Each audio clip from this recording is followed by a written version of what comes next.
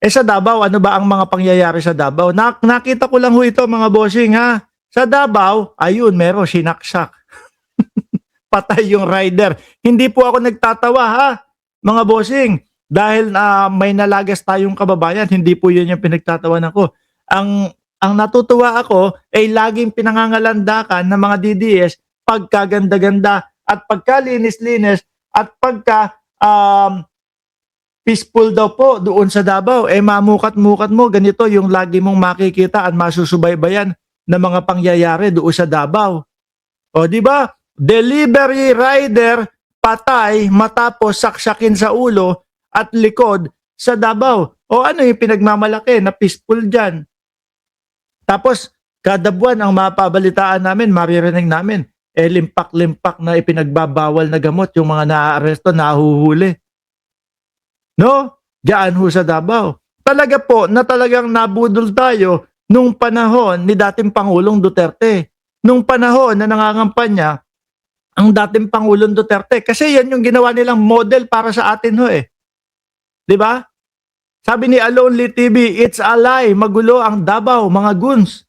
Yan yung ginawa nilang model eh. Naku, sa Davao, gagawing Davao ni Duterte ang buong Pilipinas. Yun pala. Tukhang ang aabutin ng mga kapwa natin Pilipino. Ubus ba yung mga ipinagbabawal na gamot? Mukhang hindi. Mukhang ang ubos ho, mga kababayan, yung mga kababayan, yung mga kababayan natin, hindi man lang nabigyan ng mga due process. Ano po? Buti ngayon, marami na ang nagising, marami na yung nalaman kung ano lang yung ano nila, pakay nila sa buong Pilipinas, tapos mababalitaan pa natin na ang dahilan ng patukhang-tukhang ho nila dahil po doon sa ano? Dahil po doon sa kumbaga, ano tawag doon? Pangangalaga doon sa kanilang negosyo, di umano, na ipinagbabawal na gamot daw po.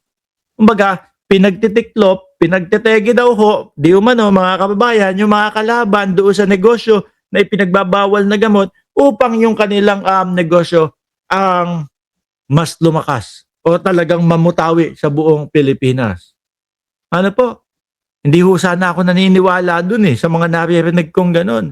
Pero sa mga nakikita natin, lalo na yung huli nung panahon ng dating Pangulong Duterte, papiso-piso versus po dito sa seryosong paghuli at seryosong ipinagbabawal na gamot nitong gobyerno ni Pangulong Bongbong Marcos. Di ho ba?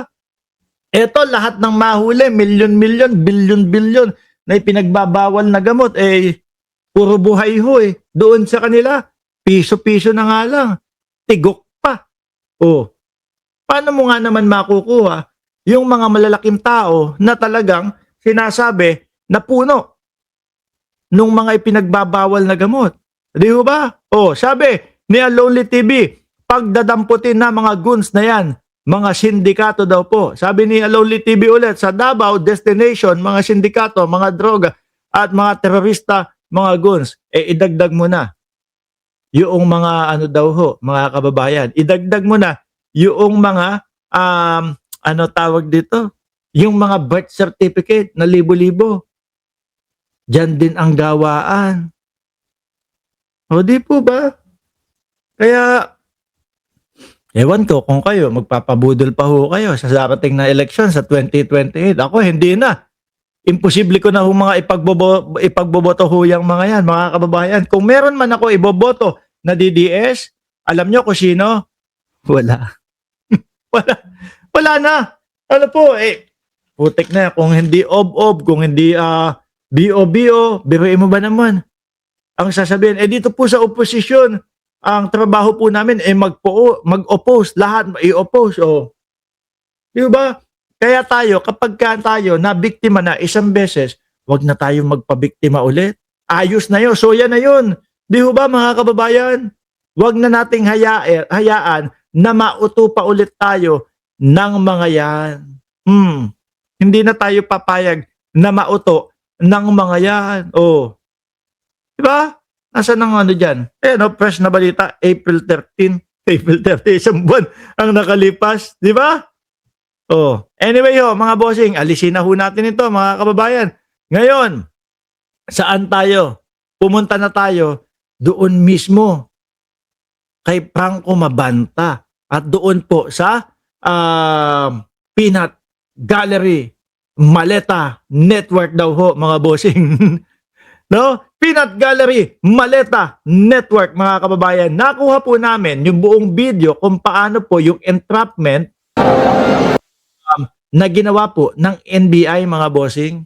Kompletos recados po ito, mga boss Chief Amo Sir. Simula doon sa nakaupo si Franco Mabanta all the way hanggang doon sa mahuli at maaresto po. Panoorin ho nyo, mga boss. Oh.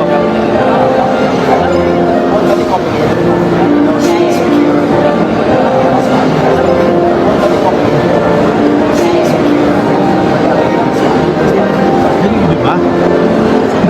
Nandali, putulin ko lang. Meron ba rinig? Kasi hindi ko marinig dito eh. Ayan. Okay pa siya dito eh, no? Kampante pa siya dito eh. Siguro ano kaya ang iniisip ni Franco Mabanta habang nakaupo diyan, habang nag-aantay na mamaya konti, meron na kaming magkano? 75 million yung pauna. No, tapos kapag ka nakumpleto, 350 million. 'Di ba? Yung ano no, siguro once na nadil to, okay na. Kaya lang mo, mga kababayan, eh mukhang huli, mukhang arestado.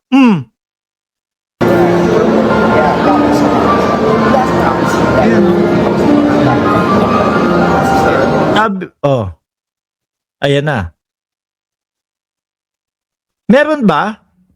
Meron kayo naririnig, mga bossing? Hindi ko kasi rinig dito sa ano eh. Hindi ko alam kung bakit eh. Dapat patayin, i-off ko na ito at dito ko na lang pakinggan sa laptop mismo eh. O ayun. Nakita nyo yung dalawang yon, mga bossing? Ayun o, i-atras kong konti yung dinaanan.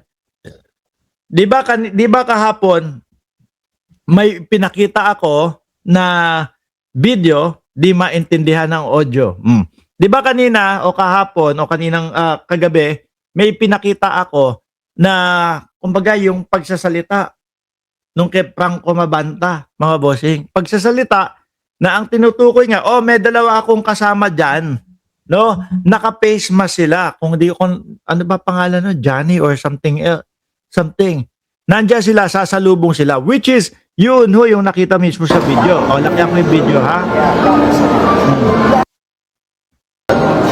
Ayan, o. Yung, asa na? Ayun. Hop, ayan, o. Ayan yung dalawa. O.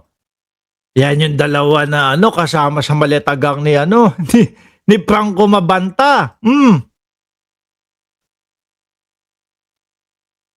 Nasaan na?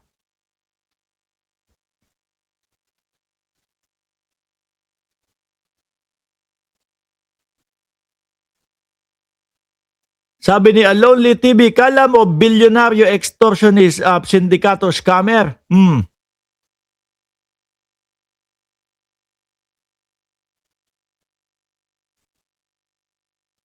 Grabe ho sila. Akala siguro nila nakaisa na sila, no, mga bossing. O sige, dahil hindi ko din marinig itong video natin, mga kababayan, pumunta tayo doon sa babaeng host nila, kay CJ Hero. Di ba? Ayan. Wanted din to, mga kababayan. Ito ba yun? Ayan, no? Franco Mabanta, Robert Maria Franco Cruz Mabanta and CJ Hero for extorting money from respondent. So ibig sabihin yung si CJ Hero hinahanap din ho, mga bossing. 'Di ba? Mukhang ang bilis lang mga pangyayari. Nag-off na ho. Nag-deactivate na po ng kanyang Facebook page. Nag-deactivate na ng kanyang mga social media. Ang bilis. Biruin nyo, parang nagkalaglaga na agad, mga kababayan. Parang biglang, bahala ka na dyan, Franco Mabanta. Total naman, kami, naka-escape po, bahala ka na. Nagtatago na yan, di ba, mga bossing? Malamang, Hindi na makikita ho yan mga kababayan.